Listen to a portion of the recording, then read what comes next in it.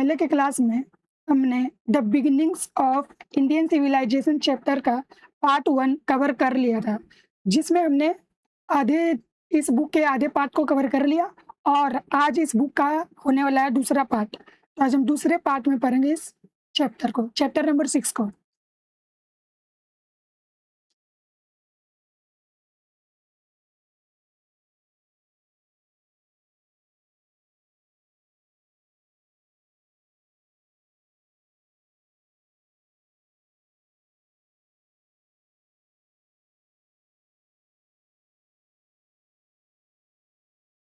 तो आज हम शुरू करने वाले हैं water management. The Harappans gave much importance to water management and cleanliness. ये जो हरप्पन्स के लोग थे ना, इंडस वैली इंडस सिविलाइजेशन के लोग, ये लोग वाटर मैनेजमेंट मतलब पानी का व्यवस्था किस तरह का हुआ करता था, कैसे यूज किया करते थे, इसके बारे में हम देख रहे हैं। जो हरप्पन्स थे ना, the Harappans gave much importance, ये बहुत ही महत्वपूर्ण समझा करते थे किसको, वाटर मैनेजमेंट सिस्टम को। ये उस पर क्या किया करते, ध्यान दिया करते थे, उसके साफ सफाई रख रखाव पे क्या ये पूरे तरह से ध्यान दिया करते थे। इसके ये इनके लिए मैटर कर रहा है, ये इनके लिए इम्पोर्टेंस था। They often had separate areas for bathing in their homes. और यहाँ के लोग के जो घरों में हमें ये देखने को मिलता है कि हर एक अलग अलग रूम में, अलग अलग घरों में क्या देखने को मिला कि सेपरेट क्या है, सेपरेट एरियाज फॉर बाथिंग, नहाने के लिए अलग से क्या है, बाथरूम बना हुआ है। This were connected to a larger network of drains. और फिर ये जो जैसे कि ये लाइन से क्या है, घर अरेंज है, यहाँ से लाइनिंग में क्या है, सारे घर अरेंज है। फिर इसमें देखिए क्या, इसका पर्सनल क्या है, इसका पर्सनल बाथिंग एरिया बना हुआ है, इस घर का इसमें पर्सनल बना हुआ है, इसका भी पर्सनल बना हुआ है, इसका भी पर्सनल, सभी के क्या है पर्सनल बाथरूम है। और ये जो सिस्टम, जैसे कि यहाँ का जो पानी इसमें निकलेगा, यहाँ पानी निकलेगा, यहाँ यहाँ, फिर ये जाकर पूरे एक नाला में क्या करेंगे, ये मर्ज हो जाएंगे। ठीक, तो यही यहाँ पे लिखा हुआ कि this were connected to a larger network of drains. ये जो हर घर की नालियां निकला करती थी, वो किसी बड़ी नालिया में जाकर क्या किया करते थे, जुड़ जाया करते थे। Which generally ran below the streets and took the waste water away. जो कि ये नाला कहाँ रहा करते थे, तो ये जमीन के नीचे रहा करते थे, ना कि ऊपर। और फिर ज़्यादा पानी आया तो ये पूरे क्या गंदगी फैला दिए, ये पूरे घर में हिल गए, ऐसा नहीं। तो ये कैसे, ये बढ़िया तरीका से ढका हुआ रहता था, ये जमीन के नीचे, और ऊपर से इसको कवर कर दिया जाता था। मतलब ये बिल्कुल तरीके से क्या था, सेफ था।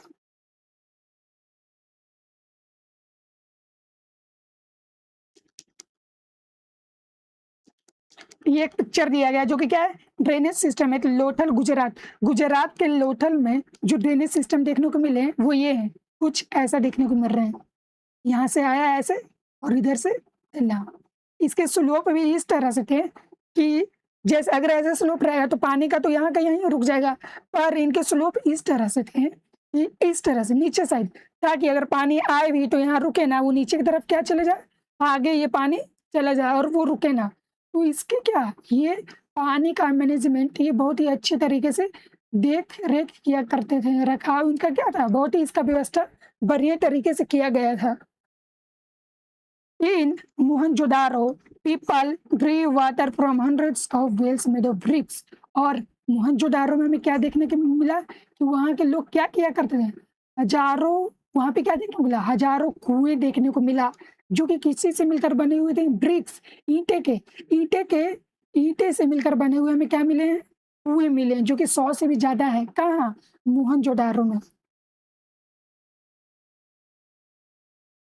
बट इन अदर रीजन्स, लेकिन यहाँ पे क्या देखने को मिलता है कि बाकी जो अलग रीजन्स हैं, बाकी दूसरी जगह क्या देखने को मिलता है, it may have seen from ponds nearby streams और ह्यूमन मेड रिजर्वायर्स। और दूसरी जगह क्या मिला, पॉन्ड्स हमें देखने को मिले, मतलब तालाब या नियर वे स्ट्रीम्स, अगर कोई पानी का कोई नदी है या नदी का कोई छोटा सा नदी स्ट्रीम है तो वो देखने को हमें मिले हैं। और क्या मिली हमें देखने के लिए? Human made reservoirs. रिजर्वायर क्या होता है? तो ये एक रिजर्वायर एक नेचुरल या फिर आर्टिफिशियल, या तो हो सकता है कि वो नेचुरली बने हो, उसमें हमने कोई मदद नहीं की, हम इंसान ने कोई मदद नहीं की उसे बनाने में, हो सकता है वो नेचुरली बने हो, या फिर हो सकता है कि क्या हो, आर्टिफिशियल, इंसान उस समय के इंसानों के द्वारा बनाया गया हुआ। तो रिजर्वायर्स होते क्या हैं? तो वाटर इज स्टोर, वैसे चीज जिसमें पानी को स्टोर करने में काम आता है, उसे हम रिजर्वायर कहते हैं। तो ये क्या कैसे हुआ करते हैं? हो सकता है नेचुरली बने हो सकता है यहाँ पे नेचुरली क्या है, यहाँ पे ऐसे गड्ढा है और पानी, अगर वर्षा का पानी आया तो यहाँ पे क्या कर गए, पानी भर गए। तो हो सकता है कि ये क्या हुआ हो, नेचुरली बन गया हो, या फिर आर्टिफिशियल, या फिर इसे बनाया गया हो वहाँ के रहने वाले लोगों के द्वारा। तो हमें क्या मिलते हैं? बहुत सारे रिजर्वायर्स मिलते हैं। In case of Dholavira, Dholavira में हमें क्या मिलता है? In the Rann of Kutch in Gujarat. Dholavira कहाँ है? तो गुजरात के रन ऑफ कच्छ में हमें देखने को मिलता है। क्या देखने को मिलता है? The largest reservoir measured 73 metres in length. हमें सबसे बड़ा क्या देखने को मिला? रिजर्वायर्स जिसमें पानी स्टोर किया जाता है, वो कहाँ देखने को मिला? तो धौलावीरा में। धौलावीरा में भी कहाँ? तो रन ऑफ कच्छ, जो कि गुजरात में। तो यहाँ पे इतने बड़े रिजर्वायर्स देखने को मिले, जो कि लेंथ में कितने हैं? 73 मीटर्स लॉन्ग है।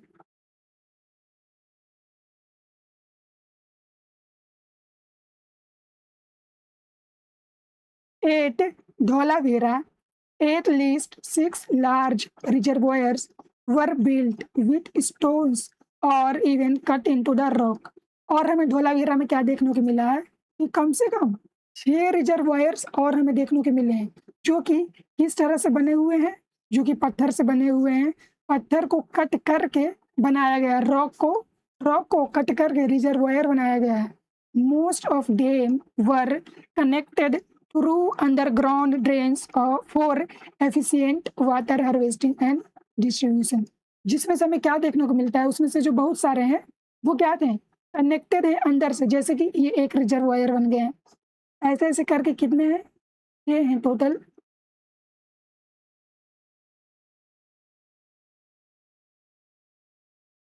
ऐसे करके कितने? टोटल 6 हैं। तो ये कैसे कनेक्टेड है? तो ये most of them were connected to underground. तो ये जमीन तो सेम है ना, तो ये पानी कहाँ से आ रहा है? ये नीचे नीचे के एरिया से ही पानी आ रहा है, तो यहीं से अंडरग्राउंड वाटर आ रहा है। तो ये नीचे से आपस में ये सारे क्या है? कनेक्टेड हैं। भले ही ऊपर से क्या है, ये अलग अलग हैं। तो हमें क्या देखने को मिलता है? Most of them were connected through underground drains. जो नीचे बने हुए ड्रेन्स हैं उससे क्या थे? कनेक्टेड हैं। फॉर इफिशियंट वाटर हार्वेस्टिंग, ताकि क्या हो, बढ़िया तरीके से पानी इसमें क्या करे? आ सके। एंड डिस्ट्रीब्यूशन, ताकि पूरे में क्या कर सके? बट सके, आ सके पानी इसमें भर सके और पूरे में डिस्ट्रीब्यूट हो सके पानी, क्योंकि जरूरत तो सभी में है। इसीलिए तो इतने सारे क्या बनाए गए हैं? अलग अलग तरह के रिजर्वायर बनाए गए हैं। ये एक रिजर्वायर दिया गया जो कि कहाँ का? A large reservoir cut in the rock at Dholavira. जो धोलावीरा में हमें रॉक को कट के जो बनाया गया रिजर्वायर है, वो ऐसा देखने को मिलता है। ये रॉक दिखाई दे रहा है, तो कैसे बनाया गया? तो रॉक को कट करके रिजर्वायर बनाया गया। इसमें पानी इकट्ठा करने के काम आया करता था, स्टोर किया करने के काम आया करता था। Measuring length 33 metres in length. इसका लेंथ कितना है? 33 metres.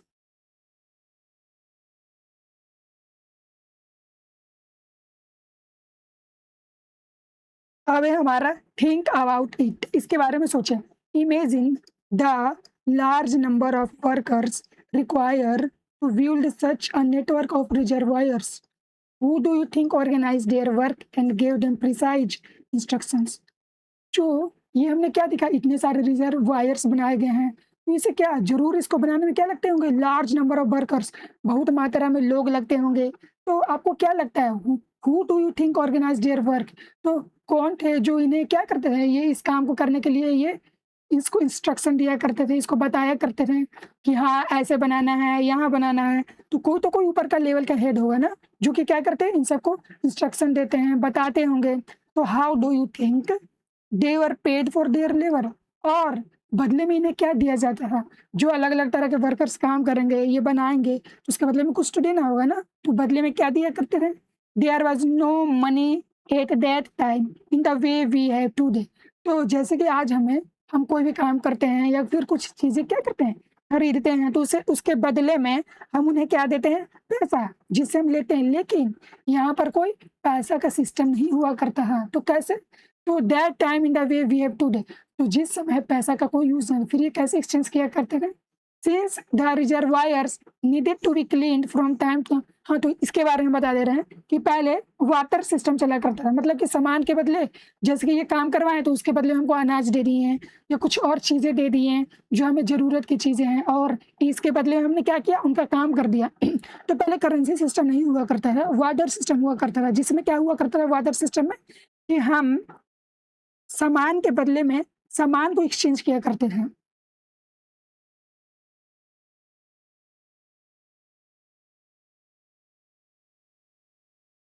Since the reservoirs needed to be cleaned from time to time, जो कि इस रिजर्वायर जो बनाया गया है, इसे साफ सफाई का भी क्या समय समय पे ध्यान रखना होगा। तो time was there some local authority to manage their maintenance, तो ये सब काम करने के लिए कौन आया करता है? तो जरूर लोकल अथॉरिटी होंगे जो कि रिस्पॉन्सिबल होंगे, मतलब लोकल लेवल पे, छोटे लेवल पे लोग होंगे जो कि रिस्पॉन्सिबल होंगे।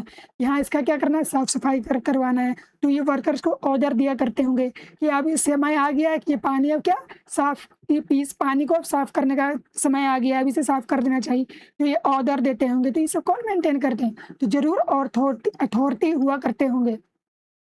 What clues do we get from all this about the cities, rural and municipal administration?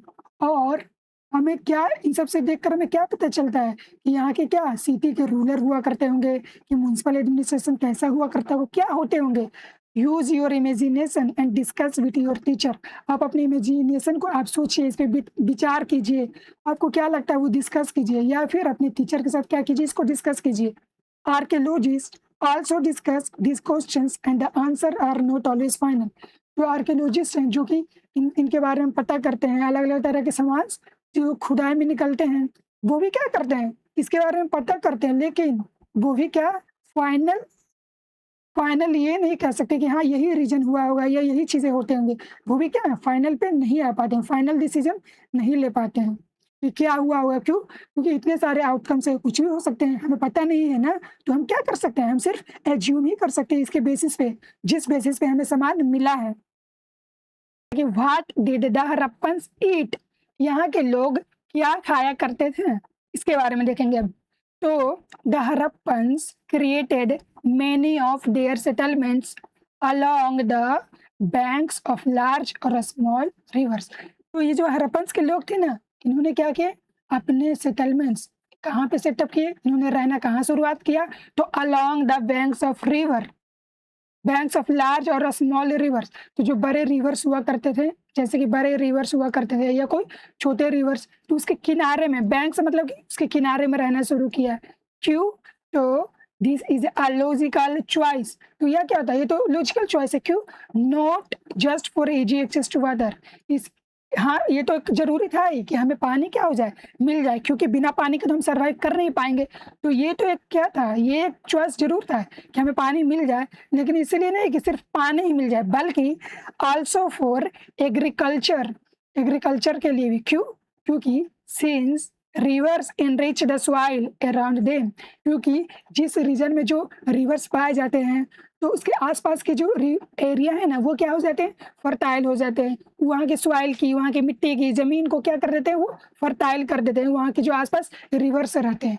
क्यों? क्योंकि रिवर्स अपने साथ लाते हैं एलुवियल डिपॉजिट, और यही एलुवियल डिपॉजिट क्या करते हैं? ये पूरे जमीन पे क्या करते हैं? ये अपने रिवर्स के थ्रू इसे स्कैटर कर देते हैं। तो इसलिए कहा जाता है कि यहाँ का एरिया क्या माना गया? फर्टाइल। जो कि फर्टाइल होगा तो यहाँ पे एग्रीकल्चर क्या होगी? पॉसिबल हो पाएंगे। इसलिए archaeological findings have shown that the Harappans grew cereals like barley, और आर्कियोलॉजिकल सर्वे में हमें ये पता चला है, आर्कियोलॉजिस्ट ने ये पता किया है क्या, कि द हरप्पन्स ग्रू सीरियल्स, उन्होंने सीरियल्स ग्रो किया, लाइक बार्ले, व्हीट, सम मिलेट्स, उन्होंने अनाज ग्रो किया। कौन कौन से अनाज? तो बार्ले ग्रो किया, व्हीट ग्रो किया, सम मिलेट्स एंड समटाइम्स राइस, और कभी कभी तो हमें राइस भी देखने को मिला है। तो क्या आर्कियोलॉजिस्ट ने ये अलग-अलग क्या एविडेंस पाए जिसके बेसिस पे ये क्या कह रहे हैं कि हड़प्पन्स के लोग ये सारी चीज़ क्या किया करते थे? उगाया करते थे। और इसके अलावा in addition to pulses and a variety of vegetables, इसके अलावा दालें भी उगाया करते थे और ए वैरायटी ऑफ वेजिटेबल्स और अलग-अलग तरह की सब्जियां को भी ग्रो किया करते थे। They were also the first in Eurasia to grow cotton. Eurasia का मतलब यूरोप और एशिया को अगर हम एक साथ मर्ज कर दें, दोनों को एक साथ क्या बोलते हैं? यूरेशिया। तो पूरे यूरोप और एशिया में सबसे पहले कॉटन ग्रो करने वाला कहाँ पाया गया कॉटन? तो कहाँ? ये हमारे हड़प्पन सिविलाइजेशन में। Which they used to weave into the clothes. और इस कॉटन को क्यों यूज किया करते थे? ताकि इस कॉटन को यूज करके वो इसे कपड़े बनाया करते थे, टू क्लॉथ्स, ताकि इसे कपड़े बना सकें। They made farming tools. और इन्होंने क्या बनाया? फार्मिंग के टूल्स भी बनाए, इंक्लूडिंग द प्लो। प्लो जो हल आज हम देखते हैं ना, some of which continue to be used by modern day farmers. तो उन्होंने क्या किए? अलग-अलग तरह के टूल्स भी डेवलप किए जो कि इन्हें एग्रीकल्चर में मदद कर सकते थे। जैसे कि इसमें प्लो का एग्जांपल दिया गया है कि पहले प्लो भी लोग क्या किए? डेवलप किए। तो प्लो तो अभी तक यूज़ होता है, हल तो अभी तक हम यूज़ करते करते हैं। तो इसमें एक पिक्चर दिया गया जो कि क्या है? A small clay model of a plough. तो हल का छोटा सा क्या है? खिलौने के रूप में एक मॉडल दिया गया है जो कि हमें कहाँ मिला? हरियाणा के बनावली से। कौन से साइड से मिला? बनावली से। ये हल हमें देखने को मिला है। ये क्या है? एक छोटा सा खिलौना टाइप का हल बना हुआ है। तो हमें क्या दिखाता है? ये तो खिलौना है ना, तो रियल में होते होंगे, जरूर होते होंगे। कोई भी चीज़ हम खिलौना क्यों बनाते हैं? हम अभी खिलौना क्यों बनाते हैं? जो कि वो रियल में ऐसा एग्जिस्ट करते हैं, तभी तो उसका हम छोटे से मॉडल बनाते हैं खिलौने में, ताकि उसे क्या कर सके? बच्चा खेल सके। तो ज़रूर ऐसा हुआ होगा कि रियल में हल हुआ करते होंगे जो कि अभी नहीं मिले, वो डिस्ट्रॉय हो गए। लेकिन क्या हमें मिल गया? उसके टॉय मॉडल हमें मिल गए, जिससे हमें क्या पता चला है कि ज़रूर हल भी हुआ करते होंगे। This intense agriculture activity was managed by hundreds of small rural sites or villages. तो इतने मात्रा में जो खेती किसके द्वारा किया जाता था? तो हंड्रेड्स ऑफ स्मॉल रूलर, तो हजारों की संख्या में क्या थे? गांव थे। वहाँ पे गांव, अलग अलग विलेजेस हैं, रूरल साइट्स हैं, वहाँ पे क्या किया जाता था? ये एग्रीकल्चर परफॉर्म किया जाता था। Then as now the cities could survive only if enough agriculture produce from the rulers area reach them on a daily basis। तो ये जो हम हड़प्पन सिविलाइजेशंस देख लें तो वो सरवाइव ही क्यों कर पाए? क्यों? ताकि उन्हें क्या मिला? डेली बेसिस पे क्या मिला? प्रोड्यूस हुए, क्या एग्रीकल्चरल प्रोड्यूस हुए। तो जैसे कि शहर में जो लोग रह रहे हैं तो वो लोग तो अनाज नहीं उगाएंगे, तो वो किस पे डिपेंडेंट होंगे? गांव पे। क्यों? क्योंकि गांव से वहाँ पे क्या आएगा? अनाज आएगा, तभी तो वो लोग खा पाएंगे।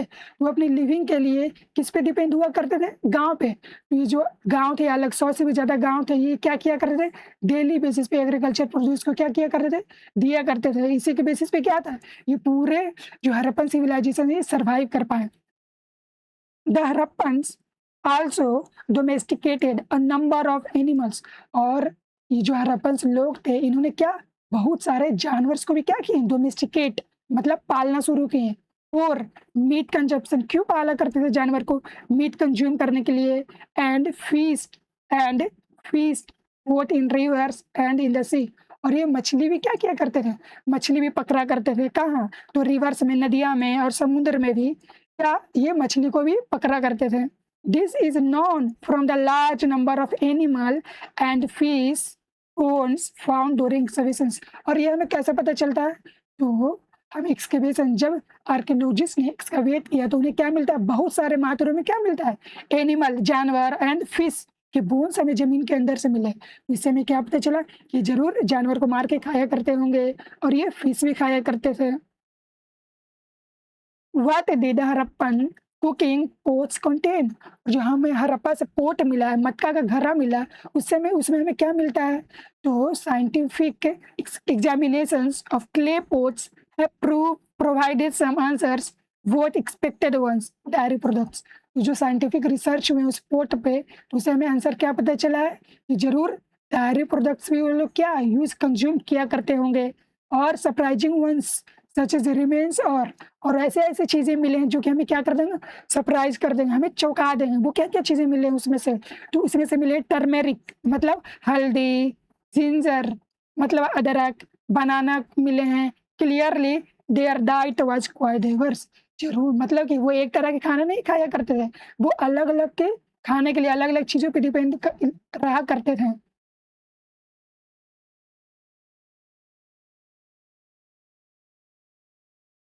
ए ब्रिस्क ट्रेड, क्या हमें देखने को मिला?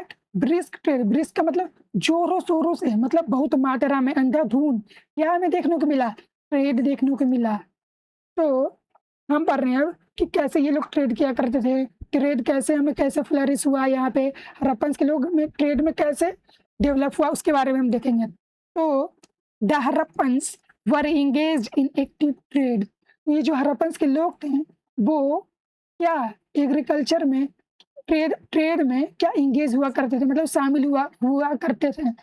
Not only within their own civilization, ये नहीं कि सिर्फ अपनी सिविलाइजेशन में, बल्कि अदर सिटीज नियर और फार अवे। तो वो खुद के सिविलाइजेशन से, मतलब खुद के एरिया में तो क्या ट्रांसपोर्ट, चीज़ों को ट्रांसपोर्ट किया करते थे, मंगाया करते थे, ट्रेड किया करते थे। कहाँ पे? तो पास के सिटी में भी, और कहाँ दूर के सिटी में भी, खुद के सिविलाइजेशन के अंदर। और तो क्या ये, बट विथ अदर सिविलाइजेशन, इसके अलावा इन्होंने दूसरे सिविलाइजेशन में और दूसरे कल्चर में भी क्या किए, with in and outside India, बल्कि दूसरे दूसरे कल्चर में, दूसरे सिविलाइजेशन में, इंडिया के बाहर भी इन्होंने क्या किया, ट्रेड किया। दे एक्सपोर्टेड ऑर्नामेंट्स, और ये क्या किया करते थे, ऑर्नामेंट्स को एक्सपोर्ट किया करते थे। ऑर्नामेंट्स मतलब जो पहनने वाली ज्वेलरी होती हैं, और भी अलग अलग तरह की चीज़ें। टिम्बर एक तरह का लकड़ी होता है। Some objects of daily use, और डेली यूज के ऑब्जेक्ट्स जो कि इसमें फिगर नंबर 6.11 में दिया गया है, जो कि हम दिखा देंगे, जो कि पेज नंबर 98 में, जो डेली यूज की चीज़ें उसको ट्रांसपोर्ट किया करते थे। Probably also gold and cotton, और ये भी माना गया है कि ये गोल्ड और कॉटन को भी क्या एक्सपोर्ट किया करते थे। And possibly some food items, और कुछ खाने से रिलेटेड भी चीज़ों को क्या किया करते होंगे, ट्रांसपोर्ट किया करते होंगे। The most favoured ornaments were beads of carnelian carnelian. और हमें क्या मिला है, ऐसा ऑर्नामेंट्स, उस तरह के ज्वेलरी, अलग अलग तरह की चीज़ें जो पहनने वाले होते हैं, जो कि क्या मिले, बीड्स, मोतियाँ मिले, जो कि किसी से बने हुए हैं, कार्निलियन से बने हुए हैं। कार्निलियन क्या होता है? तो ए रेडिश सेमी प्रीसियस स्टोन, एक रेडिश कलर का सेमी प्रीसियस स्टोन्स होते हैं, कुछ ऐसे दिखते हैं ये, ठीक, ये कार्निलियन। तो क्या होते हैं ये सेमी प्रीसियस कार्निलियन जो होते हैं, ये क्या होते हैं, reddish semi precious stone found and mostly in Gujarat, जो कि कहाँ पाया जाता है, गुजरात के ज़्यादातर एरिया में पाया जाता है, जो कि रेडिश कलर में होते हैं, सेमी प्रीसियस होते हैं। Harappan crafts people developed special techniques to drill them, और यहाँ के जो लोग, हड़प्पन के जो लोग थे, एक स्पेशल तरह के टेक्निक यूज किया करते थे। वो क्या टेक्निक था, तो ड्रिल करने के लिए, जैसे कि हमें ये क्या मिले, हमें ये कार्निलियन के स्टोन मिले, तो इसमें क्या पहले से तो ये होल नहीं हुआ करता हुआ ड्रिल करने के लिए, इसमें जैसे कि इसमें दिया गया है ये, तो यहाँ से ड्रिल किया हुआ है, यहाँ से पूरे अंदर तक, ये पहले से ड्रिल नहीं था, तो ये कैसे ड्रिल किया करते थे, तो ये एक स्पेशल तरह की टेक्निक, क्या स्पेशल तरह के टेक्निक्स को यूज किया करते थे, तब जा क्यों, ताकि so a string could pass through them and to decorate them in various ways. वो इसलिए ताकि उससे क्या हो सके, स्ट्रिंग पास हो सके, जैसे रस्सी पास हो गई, फिर उसको एक साथ जोड़कर उससे क्या किया करते थे, डेकोरेट किया करते थे अलग अलग तरीकों में। ये also work conch shells into beautiful seal bangles, और उन्होंने कॉन्च सेल्स को भी क्या किया, बहुत सी सुंदर सी सेल बेंगल्स, चूड़ियाँ बनाने में क्या की, लाएं, उसके यूज में लाएं, विच रिक्वायर्स सोफिस्टिकेटेड टेक्निक्स, और इस तरह की चीज़ें बनाने के लिए बहुत ही टेक्निक्स का यूज लगता था। As shell is a hard material, क्यों, क्योंकि सेल क्या हुआ करता था, हार्ड मटेरियल, हल्का सा भी अगर इधर उधर हुआ तो ये पूरा का पूरा चूर हुआ हो जाया करता था, लेकिन फिर भी इन्होंने बनाया, क्यों, क्योंकि इसको बनाने में स्पेशल टेक्निक्स लगा करता था, बहुत ही इसे केयरफुली बनाया जाता था। What the Harappans imported in exchange of the exported goods, it is not so clear। तो हड़प्पन तो एक्सपोर्ट करते थे, क्या क्या चीज़ एक्सपोर्ट किया करते थे उसके बारे में हमने देख लिया। अब हम ये देखेंगे कि जो हड़प्पन्स हैं वो बदले में इम्पोर्ट अपने यहाँ क्या-क्या मंगवाया करते हैं, तो उसके बारे में तो नहीं दिया गया, उसके बारे में क्लियर नहीं है। पर ऐसा कहा गया है कि प्रोबेबली ऐसा ज़रूर हुआ होगा, इंक्लूड कॉपर, कॉपर हो सकता है हम ये मंगवाया करते होंगे। Since this metal was not so common back home, वो इसलिए कहा गया है क्योंकि फिर हमें ये मेटल कॉपर मेटल हमारे यहाँ उतना पाए नहीं जाते हैं, इसीलिए।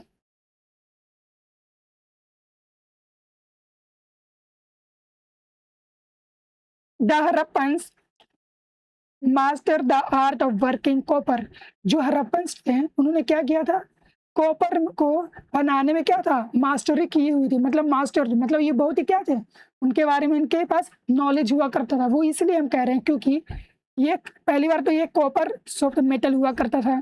तो if tin is added to copper, अगर हम टिन को कॉपर के साथ मिला दें, इस टिन को कॉपर के साथ अगर हम मिला दें तो the resulting metal is bronze, तो इन दोनों को मिलाकर जो मेटल तैयार हुआ करता था वो क्या था, bronze, which is harder than the copper, जो कि कॉपर से भी क्या हार्ड हुआ करते थे। कॉपर क्या कैसा मेटल था, सॉफ्ट मेटल था। तो the Harappans used bronze to make tools, pots and pans, तो इस ब्रोंज को यूज करके ये क्या बनाया करते थे, टूल्स, अलग अलग तरह के टूल्स बनाया करते थे, पोट्स बनाया करते थे, pans as well as we see later in some figures, और भी चीज़ें बनाया करते थे जो कि इसके आगे फिगर्स में दिए गए हैं। तो हम ये देख रहे हैं कि ये क्या है, तो Harappans weeds of carnelian, carnelian क्या है, ये एक स्टोन है, एक तरह का रॉक पत्थर है, जिससे क्या बनाया करते थे, बीड्स मोतियां बनाया करते थे। Excavated Susa present day Iran, Iran में क्या हुआ करता था, सूसा, वहां से क्या ये एक्सबेट किया करते थे बीड्स को, मोती को, और इससे क्या बनाया करते थे ये हड़प्पन बीड्स, जो कि ऐसा दिखता है बीड्स, ये है ना, यहाँ पे इधर से क्या स्ट्रिंग मतलब रस्सी को पास कर दिया करते हैं, फिर इसको आपस में जोड़कर फिर बनाया करते हैं। ये फिर अलग अलग तरह के मिले हैं।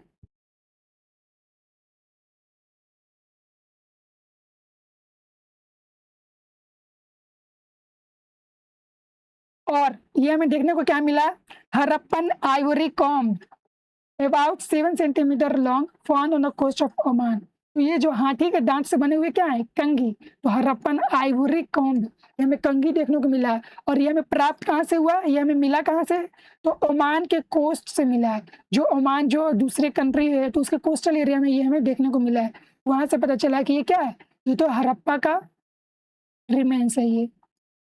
To conduct such a trade, they used land routes and rivers, तो इस तरह के ट्रेड को क्या करने के लिए, इस तरह के ट्रेड को यूज करने के लिए वो क्या किया करते थे, लैंड रूट्स का यूज किया करते थे, रिवर्स का यूज किया करते हैं, एंड सी समुद्र का यूज किया करते थे। क्यों, इस तरह का ट्रेड को करने के लिए, for more distant destinations, this is the first intensive maritime activity in India, और ऐसा माना गया है सबसे पहली बार इतने बड़े लेवल पे क्या हुआ, ट्रेड हुआ हमारे एंशिएंट इंडिया में। Indeed, a quite few Harappan settlements are located in the coastal regions of Gujarat and Sindh, और हमारे यहाँ भी क्या कुछ ऐसे सेटलमेंट्स देखने को मिलते हैं जो कि क्या हम मिले कोस्टल रीजन में, मतलब कि समुद्र के किनारे देखने को मिला है, जैसे कि गुजरात में और सिंध में। लोथल ए स्मॉल सेटलमेंट, गुजरात, गुजरात के लोथल क्या है, एक छोटा सा सेटलमेंट है, उसमें हमें क्या देखने को मिला है, गुजरात के लोथल में हमें ये देखने को मिला है कि it has surprisingly huge basin measuring 217 metres in length and 36 metres in width. Gujarat के लोथल में हमें क्या देखने को मिला है, 217 मीटर्स का, जो कि लेंथ में इतना लंबा है, और विथ इसका चौड़ाई कितना है 36 मीटर, क्या देखने को मिलता है, the length is just a little more than that of 2 football grounds, और इसका लेंथ हम ऐसे कंपेयर कर सकते हैं, ऐसे हम समझ सकते हैं कि अगर हम 2 फुटबॉल ग्राउंड ले लें, ठीक, अगर हम 2 फुटबॉल ग्राउंड ले लें तो उससे भी ये क्या आएगा, तो हाँ इससे भी क्या ये हमें बड़ा देखने को मिलेगा। 2 फुटबॉल ग्राउंड को एक साथ जोड़ दें और उसके बाद इससे कंपेयर करें, फिर भी ये एरिया क्या आएगा हमारा, ज़्यादा आएगा, मतलब ये इतने बड़े देखने को मिले हैं। This basin must have been a dockyard, और ऐसा माना गया है कि ये बेसिन क्या हुआ करते होंगे इतने बड़े। तो ये डॉकयार्ड मतलब बंदरगाह, बंदरगाह मतलब वहां पे जहाँ पे जहाज आकर रुका करते थे। ये जरूर जो एरिया पे, जो समुद्र के किनारे, वो एरिया जहाँ पे आकर जहाज आकर रुका करते हैं उसे कहते हैं डॉकयार्ड, मतलब बंदरगाह। तो उस एरिया को क्या कहते हैं, डॉकयार्ड। तो जरूर ऐसा माना गया है कि ये क्या हुआ करते होंगे, डॉकयार्ड हुआ करते होंगे। That is a structure used to receive and sends boats and for the transportation of goods। और इसे यूज किया होगा क्यों, ताकि इसे हम ट्रांसपोर्ट को यूज कर, जो हमारे अलग अलग जगह से चीजें हैं उसको हम रिसीव कर सके, और इस यहाँ से हम नाव के, बोट के थ्रू भेज सके for further transportation of goods, और गुड को हम यहाँ से क्या कर सके, ट्रांसपोर्ट कर सके। इसलिए क्या आया होगा, ये यूज में आया होगा। Such elaborate trade requires traders to be able to identify their goods। और इतने बड़े लेवल पे क्या हुआ करते थे, ट्रेड हुआ करते थे। तो इसके लिए क्या हुआ करता है, अलग अलग तरह के ट्रेडर्स हुआ करते थे। तो ये कैसे लोग पता करते होंगे कि ये हमारा सामान है, ये इनको देना, ये हमारे पास आना चाहिए। तो इसके लिए एक आइडेंटिटी का यूज किया करते, ये कैसे आइडेंटिफाई किया करते थे। तो this seems to have been the chief purpose of thousands of small seals। तो हमें क्या मिले, थाउजेंड्स, हजारों के मात्रा में छोटे छोटे सील्स मिले हैं। तो वो जरूर इस सील्स को यूज किया करते होंगे आइडेंटिफाई करने के लिए। Which have been excavated from many settlements, जो कि हमें कहाँ मिला, बहुत सारे सेटलमेंट्स एक्सकवेट किया गया है। These seals were generally made of steatite. Steatite क्या होता है, तो एक सॉफ्ट स्टोन है जो कि क्या होता है, हार्ड हो जाते हैं थ्रू हीटिंग। इसको हीटिंग करने के बाद ये स्टोन क्या, हार्ड हो जाते हैं। तो इससे क्या बनाया था, ये अलग अलग सील्स बनाए गए होंगे। They measure only a few centimetres and generally depict animal figures. और ये ज़्यादा बड़ा नहीं हुआ करते, ये कुछ सेंटीमीटर में ही हुआ करते होंगे। और ये क्या दिखाया करते थे, इसके ऊपर हमें क्या देखने को मिला है, एनिमल्स के फिगर्स देखने को मिला है। और क्या देखने को मिला है, ए फ्यू साइंस, कुछ साइन देखने को मिला है। ये वाले कुछ साइन देखने को मिला है। यहाँ पे कुछ लिखा हुआ है ना, जो कि क्या, किसका पार्ट है, that are a part of writing system, जो कि इनका कुछ राइटिंग सिस्टम का ये पार्ट हुआ करता होगा। But that system and the symbolic meaning of the animal figures are to be understood. पर इसे अभी तक हमने नहीं समझ पाया कि ये क्या लिखा हुआ है, इसे हमने डिसाइफर नहीं कर पाया है। What is certain is that they somehow related to trade activities. क्या ये लगता है कि ट्रेड एक्टिविटी से रिलेटेड होता होगा, या किस चीज़ों के बारे में ये लिखा है, ये अभी तक हमने पता नहीं कर पाया। जो हम डोकियात का बात कर रहे थे, जो कि लोथल में है, गुजरात के लोथल में, तो वो ये है द ह्यूज डोकियात। ये बहुत ही बड़ा देखने को मिल रहा है, इतना बड़ा है। भले ये इमेज में देखने को छोटा दिखाई दे रहा होगा, पर रियल में वहां पे पास जाने में क्या, ये बहुत ही बड़े दिखाई देते हैं ये।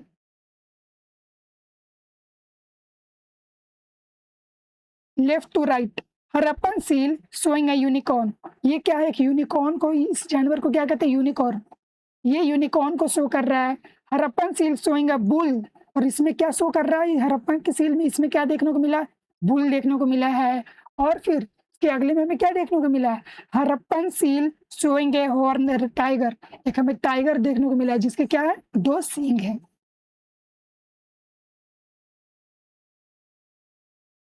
द लाइफ्स ऑफ एंशियंट्स, तो यहाँ का लोग का जीवन कैसा हुआ करता था। तो archaeologist have unearthed many objects made and used by Harappans. तो जो आर्कियोलॉजिस्ट है उन्होंने क्या, बहुत सारी चीज़ों अर्थ के अंदर से क्या किया है, खोजा है, ढूंढ कर निकाला है, जो कि हरप्पन्स के द्वारा क्या यूज किया जाता था। तो हम क्या देख रहे हैं, ऑब्जेक्ट्स ऑफ डेली यूज, जो इनके डेली यूज के ऑब्जेक्ट्स हुआ करते थे, जो कि रोजमर्रा की जिंदगी में ये यूज किया करते होंगे, तो वो चीजें मिले हैं। जो कि क्या है, ए ब्रोंज मिरर। ये क्या है, ब्रोंज का मिरर है। ब्रोंज, ये मिरर, मिरर मतलब आईना जिसमें हमारा शक्ल दिखाई देता है। तो ये किस चीज के मिले हैं, ये ब्रोंज को देखने के मिले हैं। ए टेराकोटा पोट, और ये क्या देखने को मिला है, टेराकोटा पोट देखने को मिला है। ये दोनों में कहाँ से मिले हैं, धोलावीरा से मिला है हमें ये। फिर नेक्स्ट है, हमें क्या मिले, top top right, a few stone weights. हमें कुछ पत्थर मिले हैं जिसे क्या है, क्यों यूज किया जाता था, वेट करने के लिए, मेजरमेंट। जैसे आज हम वेट करने के लिए मेजरमेंट का यूज करते हैं ना, अब तो सारी चीजें इलेक्ट्रीफाई हो चुकी है, तो इसमें दिखा देता है सीधा सी नंबरिंग।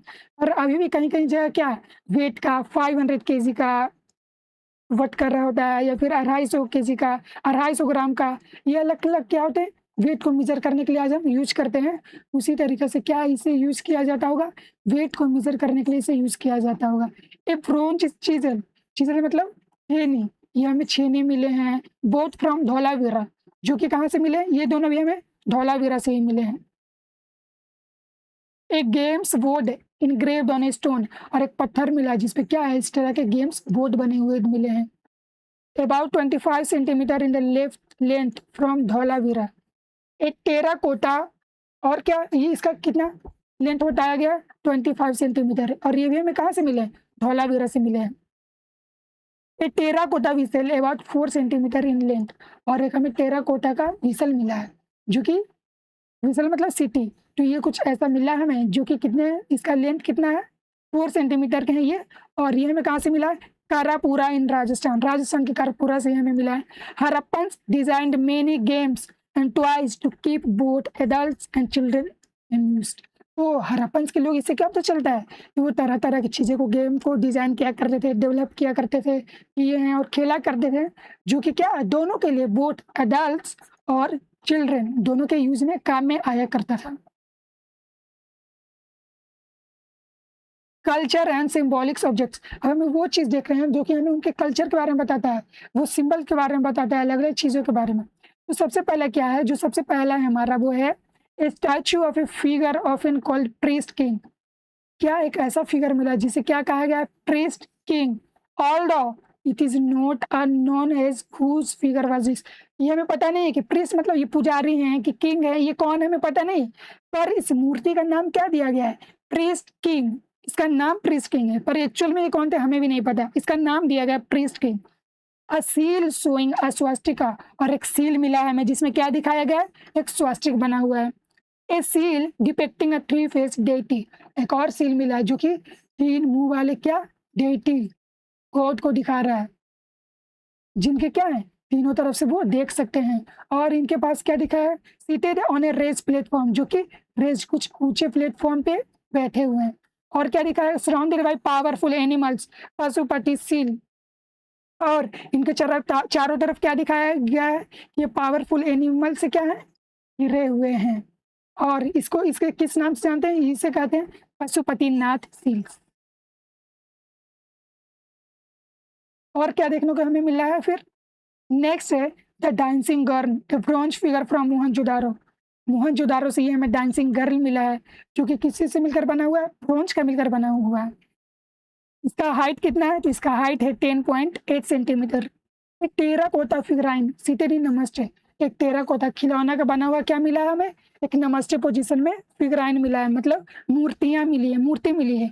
एक डिजाइन ऑन ए पोट, और यहाँ एक हमें पोट मिला जिसपे डिजाइन बनाया गया है, which seems to tell the story of the thirsty crow, जो कि हमें किस चीज़ों के बारे में बताता है, प्यासे कौवे के बारे में बताता है।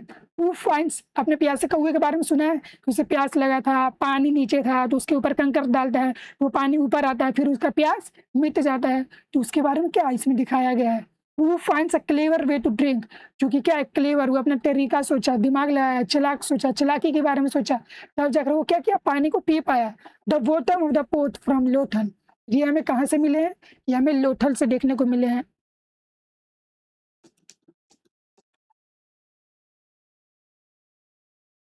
Complete the story found on the Lothal port, how was such story remember for more than 1000 years ago.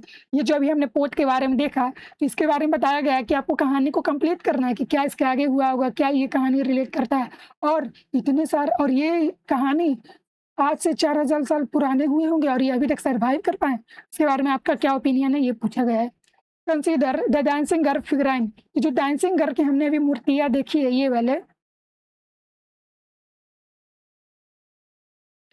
ये वाला जो कि हमें मोहनजोदारो से मिला है, इससे हमें क्या पता चलता है, what do you make of the attitude of figurines express, ये जिस एटीट्यूड में ये क्या एक्सप्रेस कर रहे हैं, observe her bangles covering the entire arm, और उसको वो जो आर्म में बेंगल चूड़ियां पहने हुई हैं उसको देखिए। A practice will still visible in parts of Gujarat and Rajasthan, तो ये जो अभी मैंने मूर्तियां देखा वो क्या देखने को मिला, ये बेंगल चूड़ियां पहने हुए हैं, ठीक, तो ये चीजें हमें आज भी देखने को मिलता है, कौन कहाँ कहाँ, तो गुजरात और राजस्थान के पार्ट में ये आज भी क्या प्रैक्टिस किया जाता है। Where else in this chapter can your bangles sport bangles wore in this manner, what conclusion should we draw from this? क्या आज भी ऐसा पहना जाता है? तो आज तो हाथ के नीचे ऐसा पहना जाता है, पर इतने ऊपर नहीं। पर वो ये कहाँ, अभी अभी भी हमें कुछ रीजन है जो कि देखने को मिलता है। वो कौन से रीजन में? तो गुजरात एंड राजस्थान में इस तरीके से होने को, द एंड और अ न्यू बिगनिंग। अब हम देख रहे हैं कि ये जो सिविलाइजेशन था, ये हमें खत्म होते हुए ये हमें दिखा। उसके बाद ये सिविलाइजेशन एक समय के बाद ये एग्जिस्ट नहीं किए। क्यों? इसके पीछे क्या रीज़न है? इसमें अगर हम हेडिंग को अगर ध्यान से देखें तो इसमें लिखा गया है द एंड और अ न्यू बिगिनिंग। मतलब इसे 2 पार्ट में देखेंगे। एक तो कर रहा है द एंड, मतलब ये खत्म हो गया सिविलाइजेशन, और दूसरा ये कर रहा है कि ए न्यू बिगिनिंग। तो द एंड का मतलब तो ये समझ में आता है कि ये सिविलाइजेशन अब देखने को नहीं मिला। न्यू बिगिनिंग का मतलब क्या है?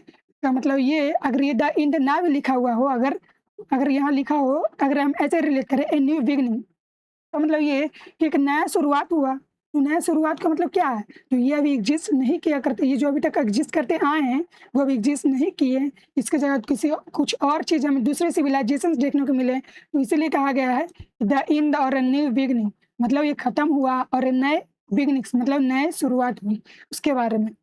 Around 1900 BCE, the Sindhu-Saraswati civilization, despite all its achievements, तो 1900 BCE के अराउंड जो हमारा सिंधु सरस्वती सिविलाइजेशन है, इतने अचीवमेंट करने के बाद भी बिगेन टू फॉल अपार्ट। ये हमें क्या देखने को मिला? एक समय बाद ये हमें खत्म होते हुए दिखा। The cities were abandoned one by one, एक बाय एक करके सारे सिटी क्या होते गए? खत्म होते चले गए। वहाँ पे लोग रहना छोड़ गए, वहाँ की सारी जो चीज़ें यूज़ किया करते थे उसको छोड़ दिए। If any inhabitants remained, they adopted a rural lifestyle. और अगर कोई कुछ बचे भी तो उन्होंने क्या अडॉप्ट कर लिया? इन सबको छोड़कर उन्होंने रूरल लाइफस्टाइल में जो जो चीज़ें लगती है उसको अडॉप्ट कर लिया। मतलब कि जो गाँव में जिस तरह से लोग रहते हैं, जिस तरह से खेती करते हैं, जिस तरह से जीवन यापन करते हैं, उन सबको ये क्या कर लिए? जो अगर कुछ बचे भी तो वो अडॉप्ट कर लिए।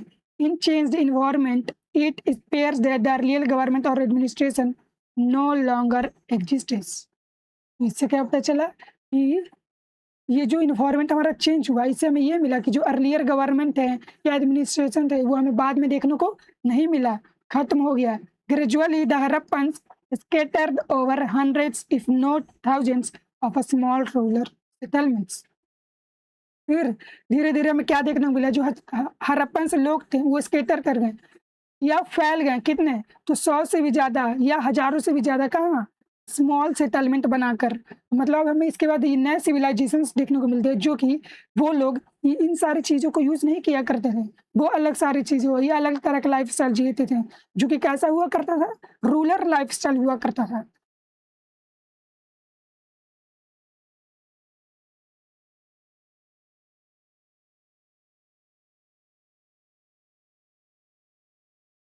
The Harappans returned to the rural settlements because a rural lifestyle gives easier access to।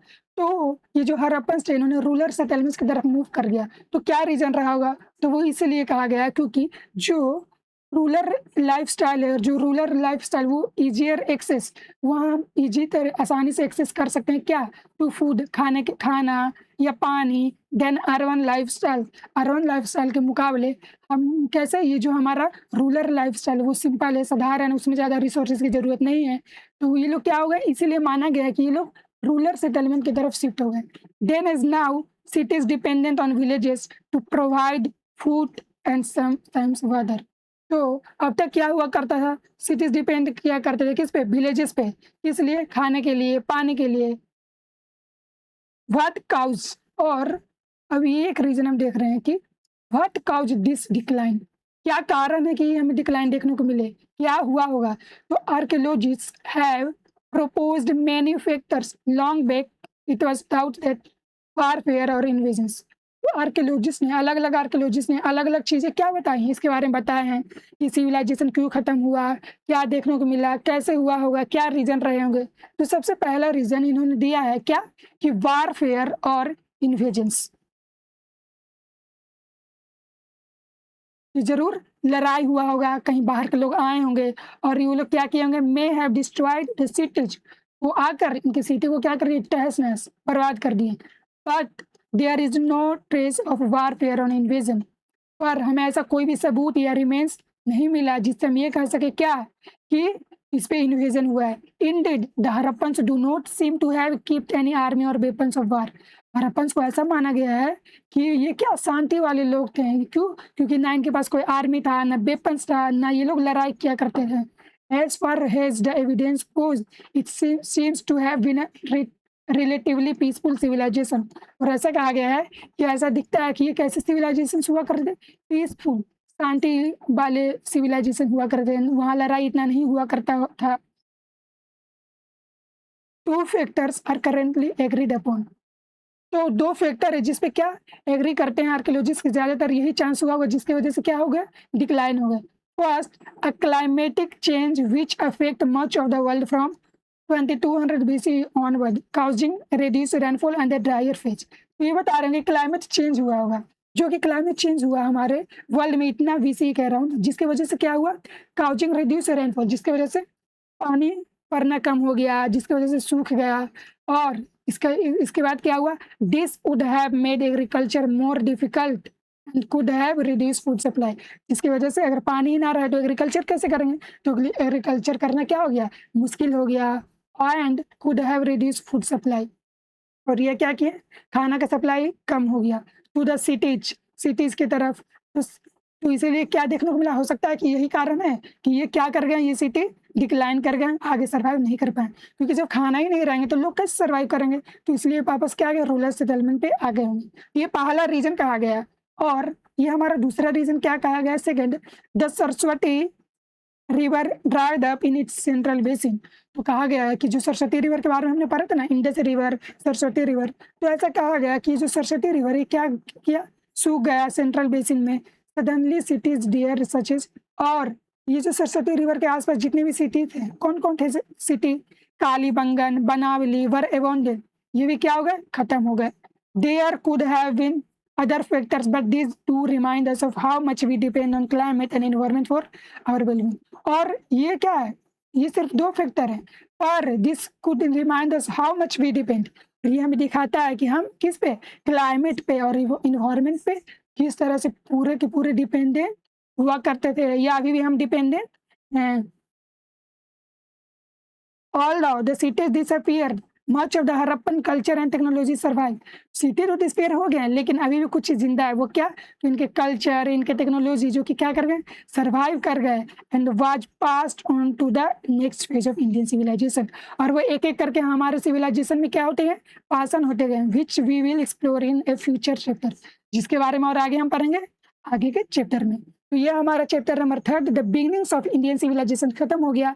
अब इसके अगले क्लास में हम नए चैप्टर के साथ आएंगे।